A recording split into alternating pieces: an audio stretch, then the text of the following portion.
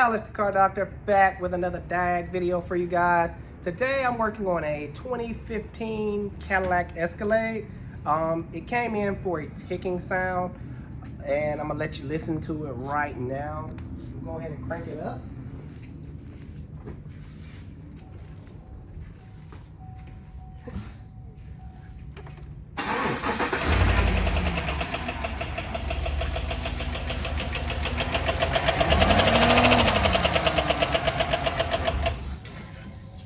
Yeah, it sounds very bad. I'm not gonna run it too long because I don't want to damage anything. Don't want to damage anything. The reason being because I do assume that it's the DOD or AFM. That stands for, DOD stands for displacement on demand, and the AFM is active fuel management. These GM 5.3s, 6.2s, and I think that's it. If I'm leaving out a GM engine, I think some V6 have them too, but if I'm leaving out some GM engines that has the AFM or displacement on demand, just write down in the comments below, let me know. I didn't really look it up or look into it like that, but I'm gonna show you how I'm going to diagnose it, and the tools I'm gonna be using are right here. This is my favorite little kit, the Sunco tool kit.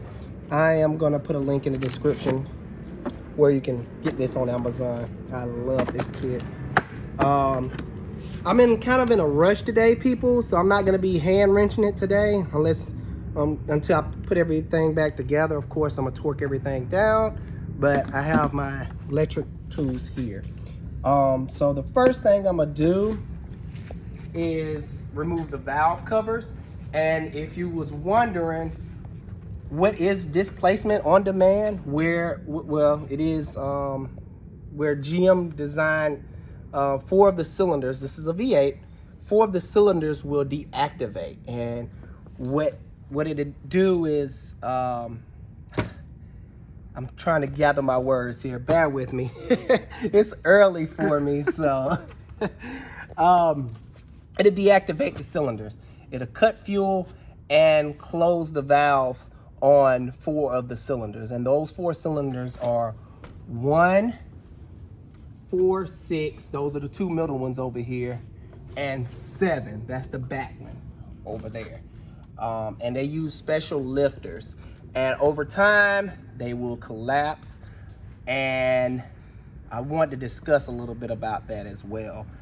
But they will make that noise, that ticking noise you hear. I'm assuming that it's a valve train noise. But over time they'll collapse, and if you're not using good quality oil or changing your oil on the regular, that will also destroy them. This car, well, this truck only has like 96,000 miles on it. So I'm gonna jump in it, start dissecting it. I think I said that right. But the first thing I'm gonna do is pull off this intake tube here. I'm gonna jump right into that. So the first thing I'm gonna do is remove this beautiful Cadillac cover here, and you can just kind of pull up on it and pull out. It has these little rubber ball secure things in it, so just be careful. Just pull it up kind of firmly. And the reason you pull out, because it slides in these little grooves right here. Those are grooves that slide in. I'm gonna put this to the side. All right, the next thing I'm gonna do is probably loosen up my band clamp. Oops, tightening it. All right, and there's one down here. All right, so this is a crankcase breathing tube, and it's like a little push pin right underneath of it. So you just push up and pull out like so. And the same thing over here, but this time it's the push pin is on top. So boom, boom, and come on off. Ooh, it's fighting with me this morning.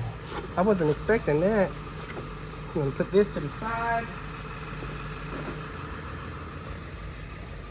All right, next thing I'm gonna do, I'm gonna remove my crankcase tube. The reason being, I don't wanna damage it or bump into them. They are plastic, and I don't wanna replace them if I break them. Next thing I'm gonna do is remove my valve covers. You just undo the valve, the oil cap, and kind of just like pull up with a little finesse. It's stuck in the back. All right, there we go. And same thing over here, but I think it's going to be a little bit harder because of these in the way, the heater core lines. Yeah, it's going to be a lot harder over here, but with a little finesse, you can get them out, I think. Let's see.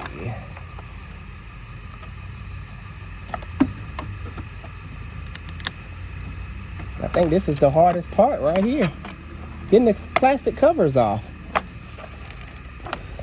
Is it leaking? Yeah, it's leaking. Coolant it's dripping. So I'm gonna address that as well.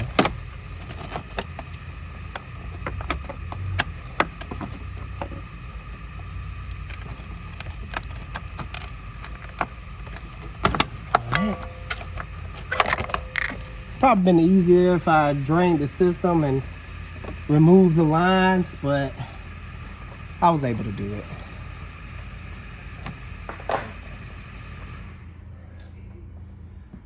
So the next thing I'm gonna do is start unplugging my coil packs. Unplug the wires. Then I'm gonna start unplugging my coil packs. Now, there's little red tabs that you push up. I'll show you. So in the lock position, it's well, I can't push it back in because it needs to go down on there, so I can't really show you. But anywho, this little tab is in the down position, and I just simply pull up, push, and it pops right out.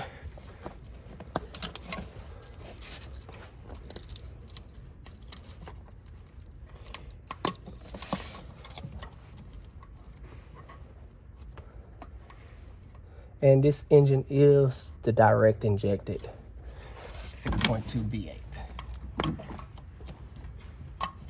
All right, got all those removed.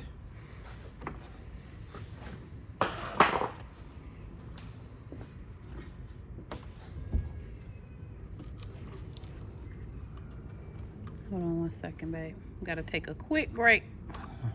Right quick. Sorry about that, good people. I am running a shop like I always mention. I got pulled away, but this is where I am so far. These was a little bit harder on this side. Like I said, mentioned, you can pull up these little tabs, but see, I can't really pull up this one, so I got a flat head and just simply pull it up. Bam, and push in and pull out. Now, if it still don't want to push in, you can push down on the connector, because if it's not pushing in, it's pressure upward on it and you can't push in. So you have to push down, push in, and pull up. Yeah. And I've already started disconnecting, well, taking out the screws on this side. I'm gonna pull off this valve cover first because I think it's easier. There's a series of 10 millimeters going down this valve cover, and that's what I was taking loose. I didn't get much of that on camera. Show us what you used.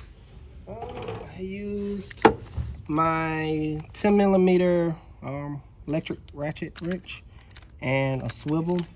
The reason I attached a swivel to it because I don't think it's gonna work for these rear bolts here, but I'm about to find out.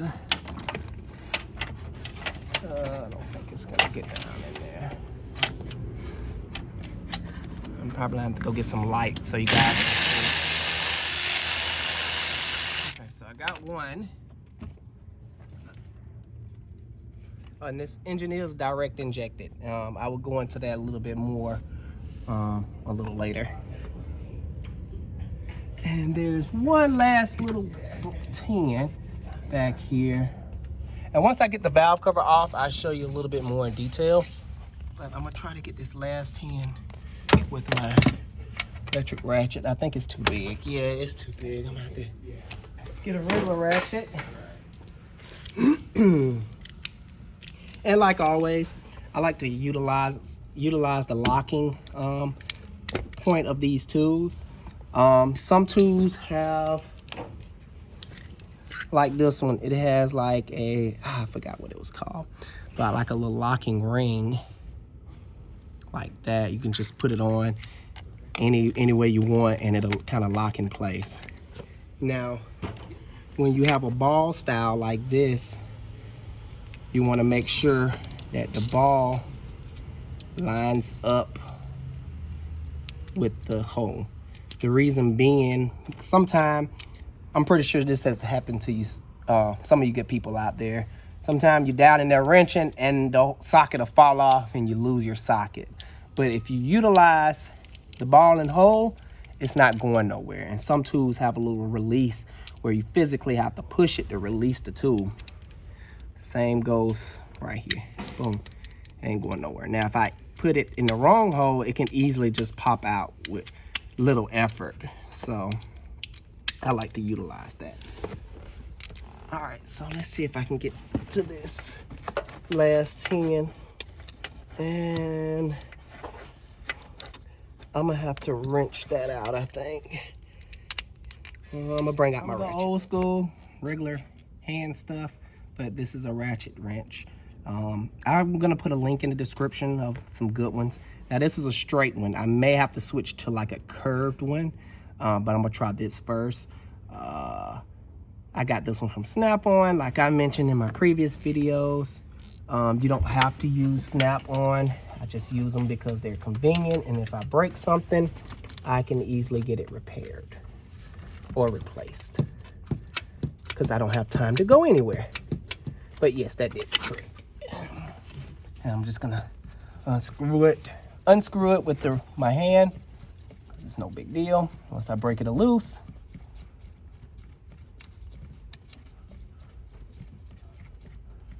it's kind of a long screw. There we go.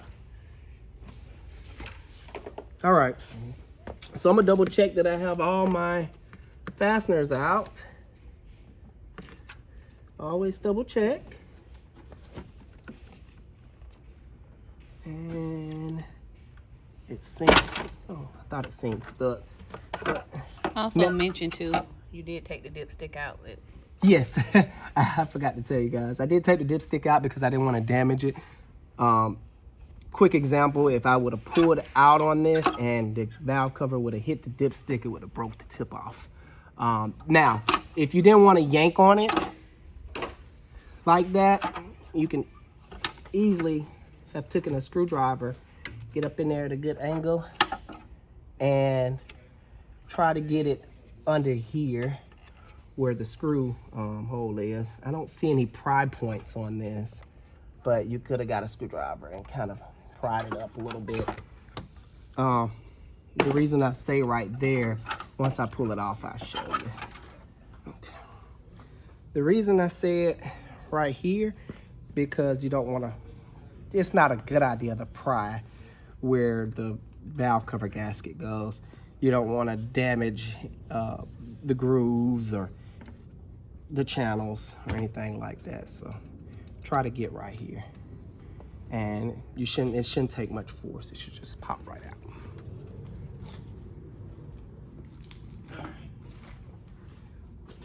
So these are the DOD cylinders. This is cylinder 1 and this is cylinder 7. Now I'm gonna check these. I'm probably just going to take off the rocker arm and try to push down on it, because once I remove the rocker arm, it doesn't matter if the cam lobe is up. When the cam lobe is up, it pushes up on the push rod, and in terms, pushes down. It's like a seesaw. Yes, this is exactly like a seesaw. It rocks back and forth like that. So when it goes up, this end goes down, pushing down on your valve spring and valve, and opening the valve to let air and fuel in and let the exhaust gases out. So I'm gonna take these two off and check to see if these DOD lifters has collapsed. And that should be, how's the lighting? That's pretty good. It's okay. Yeah. That should be a 8mm. Let's take a look.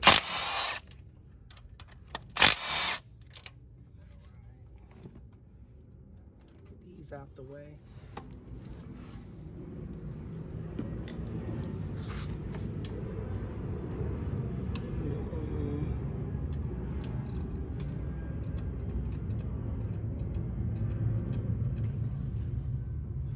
I don't feel anything funny on that cylinder. Ooh, don't fall. What I'm trying to do is, yeah, that one feel good. All right, that one feel good. Now I'm gonna take out my push rods, make sure they're not bent. Give it a quick little spin, or drop it.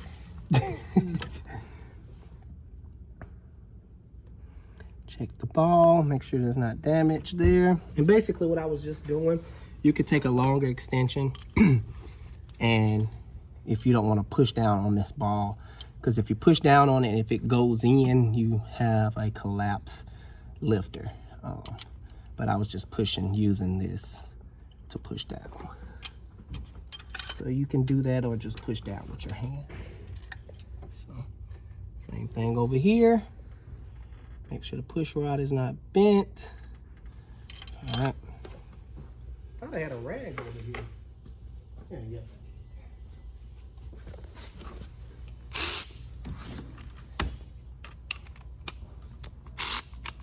You lost my ball.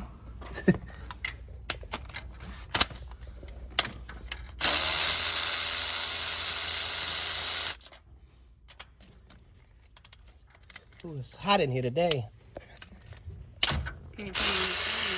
Yeah, if I turn on the fan, it's gonna ruin the audio. So that's why I don't have my phone, but my fan running for you guys. Just make sure you guys can hear me. Being hot for you. Normally I'll be in here cool. All right. I don't feel a problem. The problem may be on the other side.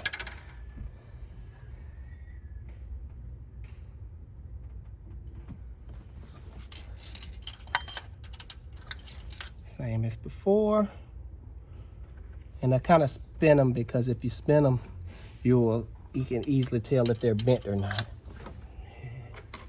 Push down on it.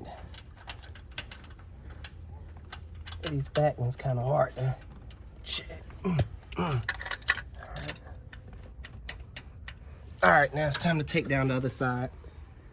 Now, if all of them feel right, they still can feel right doing it that way. And yeah, they still can feel right. So the next thing I'm gonna do after that is probably turn over the engine if I don't find the noise that way, and that'll kind of give me a better look at all the lifters, because I'm not checking the regular lifters. I'm mainly focused on the DOD, but it may be a regular lifter that done failed too. But that's not likely. The regular lifters are pretty good, but I will do that test if I can't find it this way. So I'm gonna switch to the other side.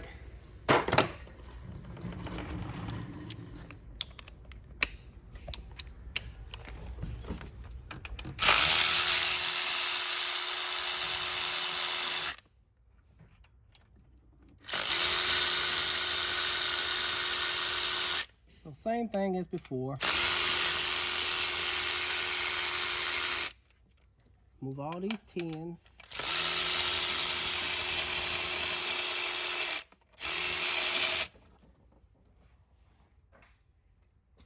And the reason I'm not jumping straight into replacing the lifters, I want to make sure that's what it is, because in order to get to the lifters, you have to pull off the cylinder heads.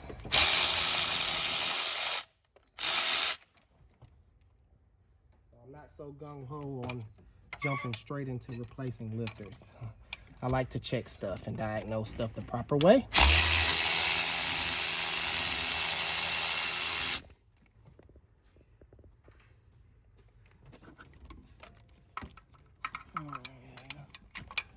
Running out of room with you, big girl.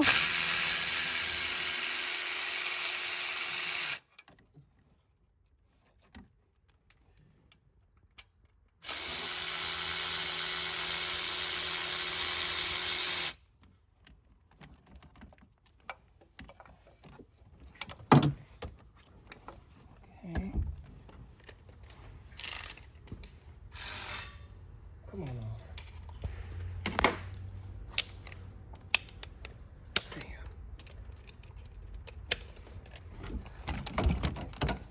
Yeah, I'm not gonna be able to get to those with this big thing.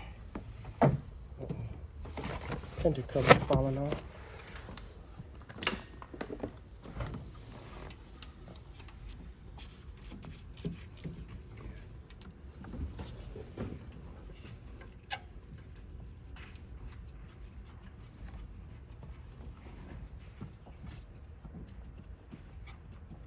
So yes, this is the more difficult side. So hopefully I'll find a lifter issue. So Trying to get the shot and you put your ponytail in. oh, yeah, that can kind of get in the way sometime, huh?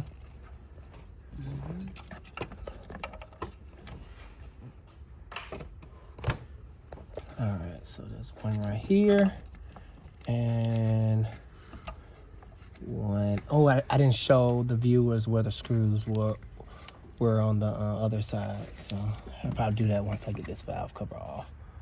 Where is the last in a difficult spot? Okay. Let me try to get it with my ratchet wrench.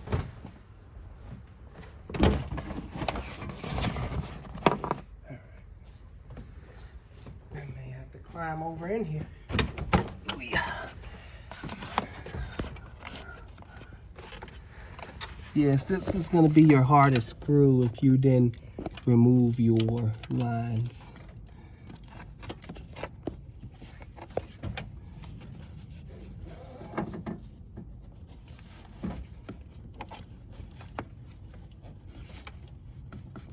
But I was able to undo it. Come on, get some better rotations on it. Let's see, can I undo it with my hand? Yep, I can undo it with my hand now. Once I broke it loose, it kind of spins freely. So I'm kind of down there like this with my two fingers undoing this screw. I guess that kind of takes some practice. I'll show you the technique in a little bit, what I'm doing. I'm not using my thumbs at all.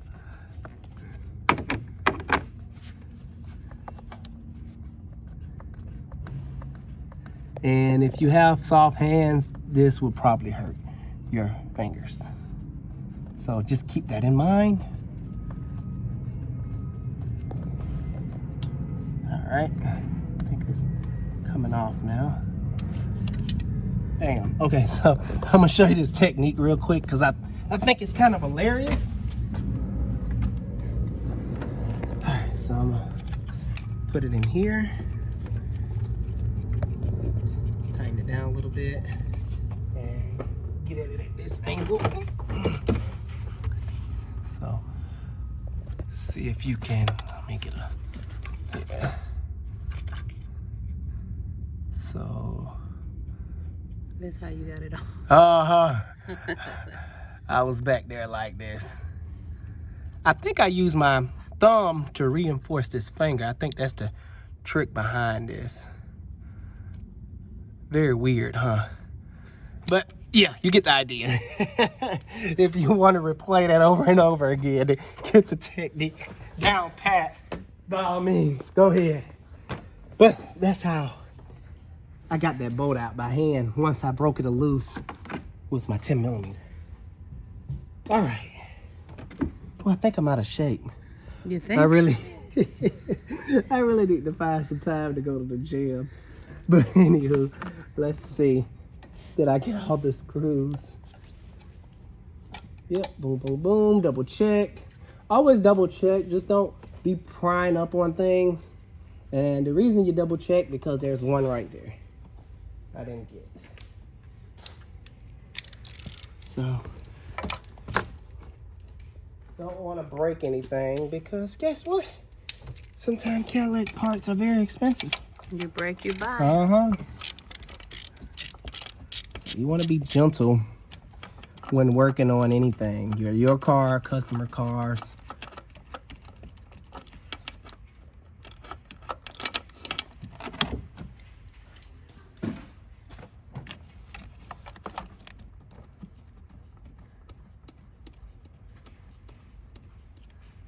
Alright. That's the bolt. Now I can. Do you want me to, quick question that's not related to the video. Do you want me to send Dominic? You can go ahead and get it, the drive shaft. All right.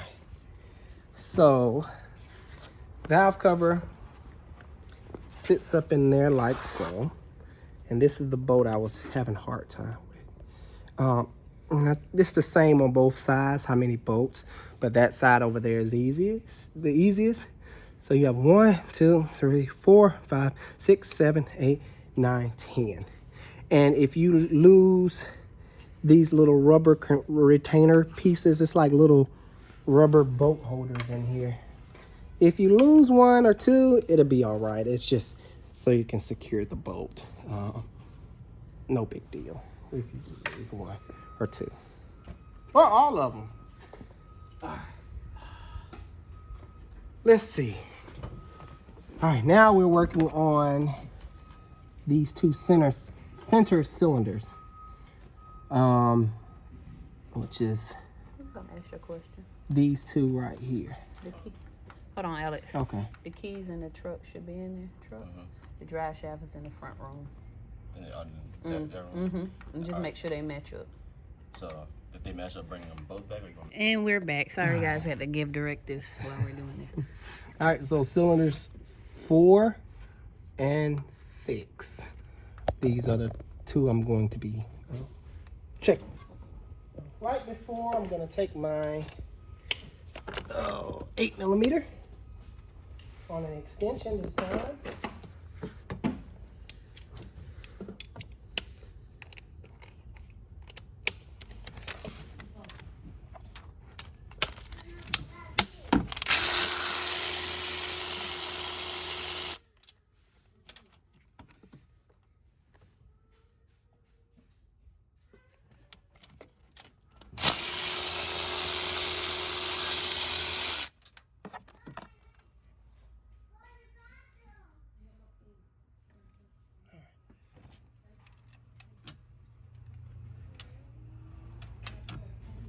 Those feel fine, I think.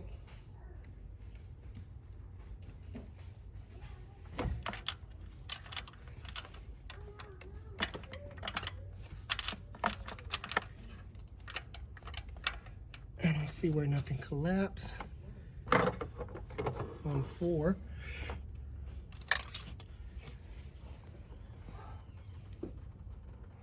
That looks fine.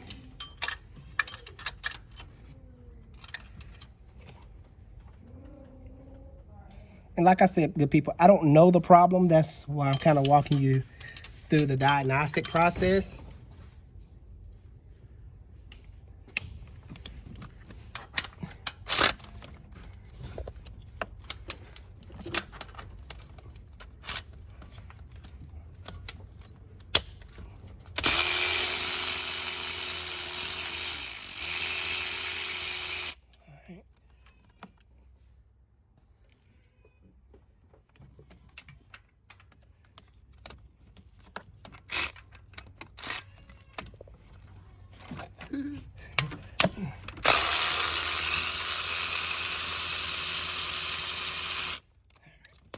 As you saw, that one was loaded down.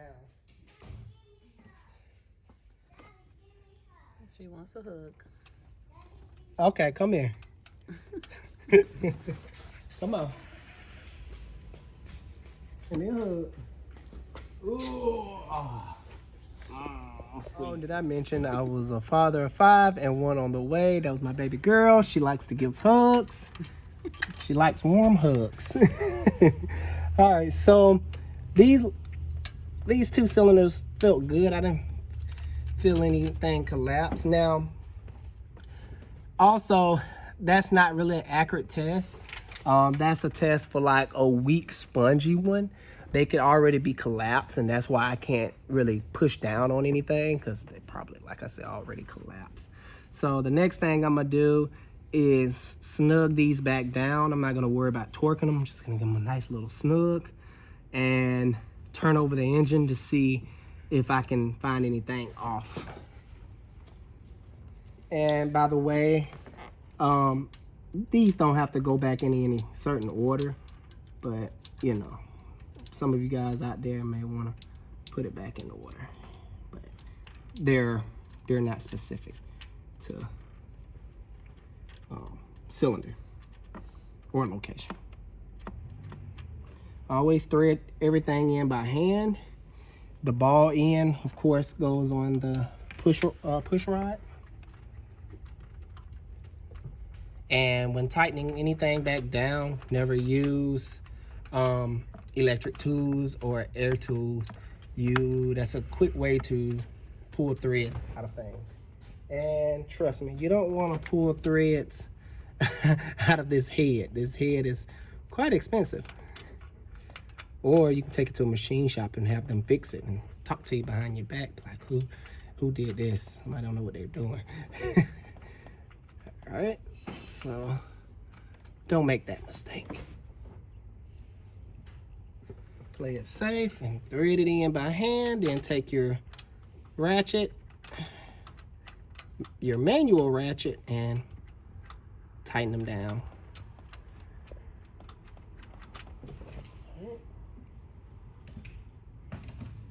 What I like to do is take my socket in and thread them up, and I go back with my hand ratchet and snug them down. I probably put the torque specs for everything in the description because I haven't looked them up yet, because I'm still in the process of the diagnostic. Make sure that the ball is properly seated on the rocker. So you can kind of wiggle them side to side to make sure that the push rod is seated on the rocker surface.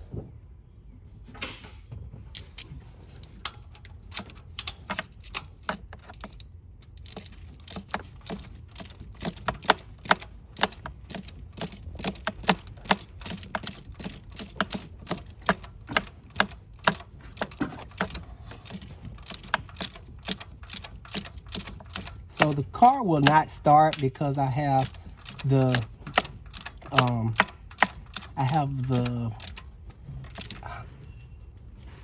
coils disconnected, but I also want to disable the fuel so it won't flood the cylinders with fuel. So I'm gonna pull the fuel pump relay.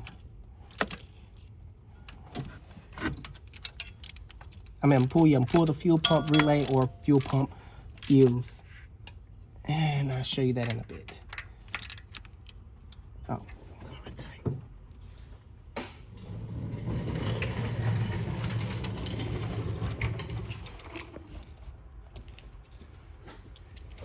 All right. Same with this end.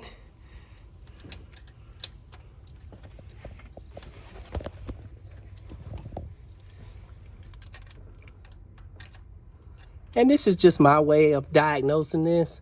You can skip right to just taking the valve cover off and turning over the engine and observing the push rods from that, from there. But I chose to just take off the push rod, the rocker arms, and jump straight to this way. Just checking them, making sure you don't have any bent push rods. Everybody's got their own way of doing things. People love to get in the comments and, well, I would have done. That's fine. You do it your way. Everybody's got their own way. Everybody got their own little technique. You got to do what works best for you.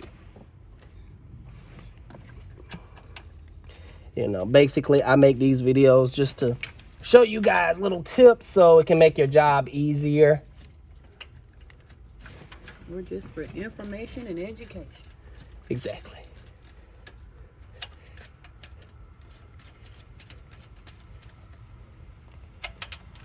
Oh, I didn't do that. I don't want to bore you with that process. All I did was snug them down like I did the other side. Now, when I turn over this truck, I want to disable the injectors or the fuel pump. I found 2 injector fuses here, 88 and 89. So I'll pop these out very gently with my pliers.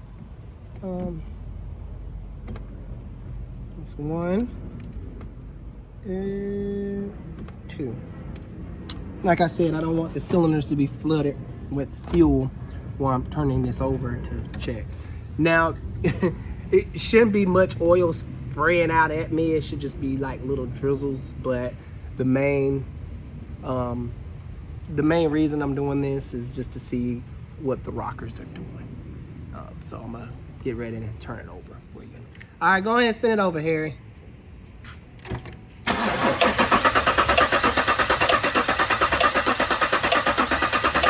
So it sounds like it's coming from over here. All right.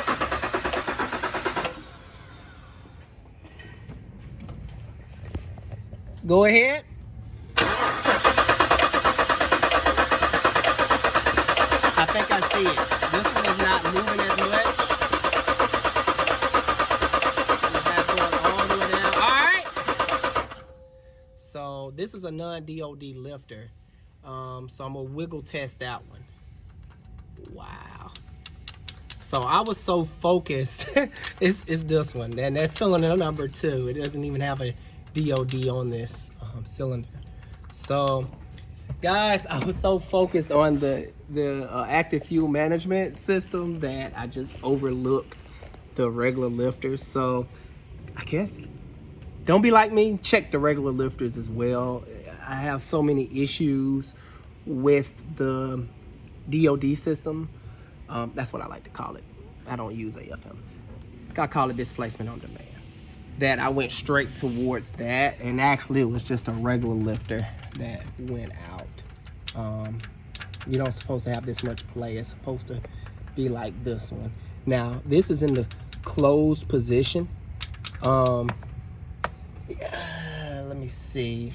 As you notice, when it was opening up, this end will push down and it'll push down on the valve. So try to check all these lifters. You can do this test by having a friend turn it over and making sure that it's not pushing down on the valve spring and in the neutral position, like, you know, this one and this one.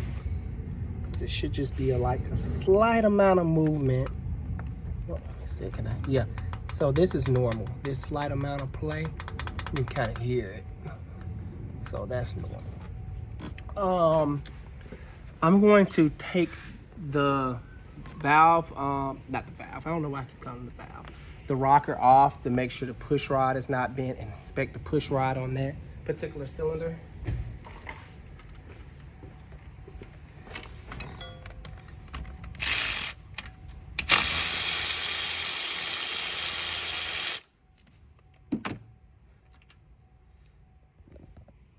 Rocker itself looks good.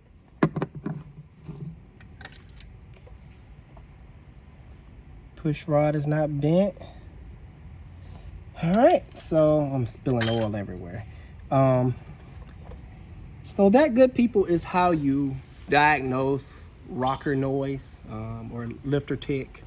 I was going to do a video of me pulling the heads off and show you the process of how to replace the lifter, but this truck does have a deadline, and as much as I would love to show you guys how to do the process, my customers come first over YouTube, so I will be doing this job off camera just so I can hurry along, and because I don't think you will find me very entertaining if I'm not saying anything or teaching anything.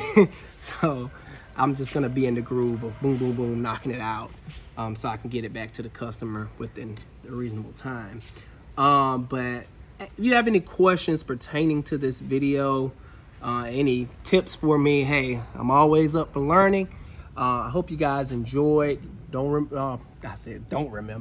Remember to like and subscribe to my channel. I have more videos to come. I love educating you guys, and hey, I love reading your comments. So put down in the comment, let me know how I did. See you guys on the next video. Alex Car Doctor out.